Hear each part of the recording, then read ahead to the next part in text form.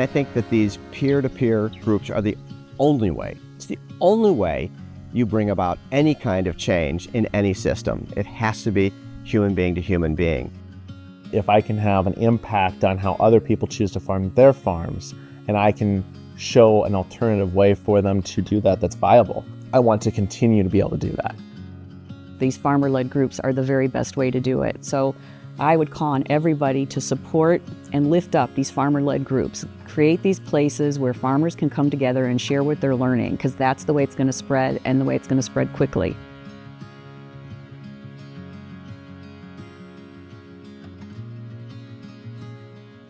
I'm Beth Baranski, and I've been working in Joe Davis County for a long time.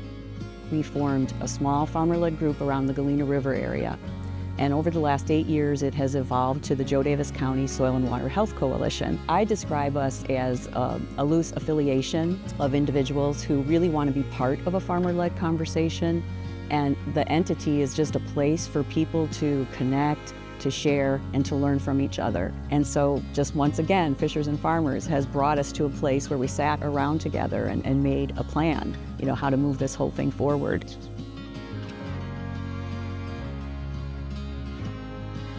I've known Harry a very long time, and it was great. He has his farm operation here and has his own story, and he came to the Keisters Field Day, and he and Nathan met, and it was just a match made in heaven, I think. They clicked, and it's developed into this relationship where a young farmer is able to access land and do practices that the landowner appreciates and celebrates.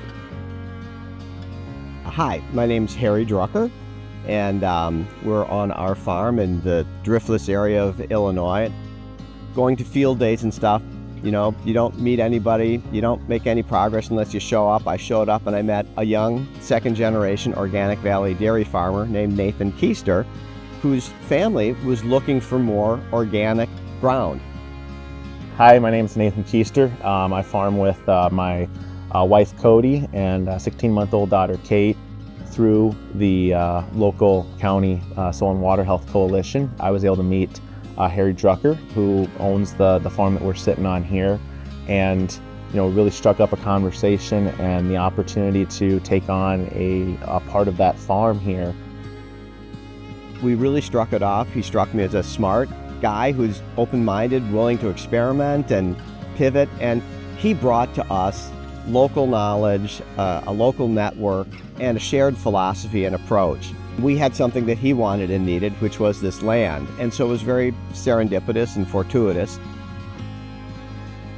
I grew up on an organic dairy farm about 18 miles north of where we're sitting right now, and growing up grazing and having a little bit of an alternative land ethic, those different types of principles is something that's really always been a part of my life. I wanted an opportunity to have that direct impact on land. When we first started, it was how can we quantify what we're doing. I'm not trying to encourage everybody to farm the way that we do, but trying to find ways to show that different management can have different outcomes. We want to have an armor on the soil. We want to limit or eliminate disturbance in the form of tillage. I don't need to farm tens of thousands of acres, but if I can have an impact on how other people choose to farm their farms, and I can show an alternative way for them to do that that's viable, I want to continue to be able to do that.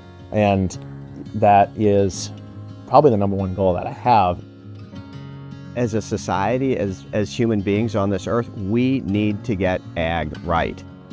If they can improve the health of the soil, it will increase infiltration, reduce runoff, all those nutrients going down the Mississippi. It'll sequester carbon, which has ramifications probably beyond our wildest dreams if it's put on a large scale. I want an opportunity to have that direct impact on land. If not us, then who?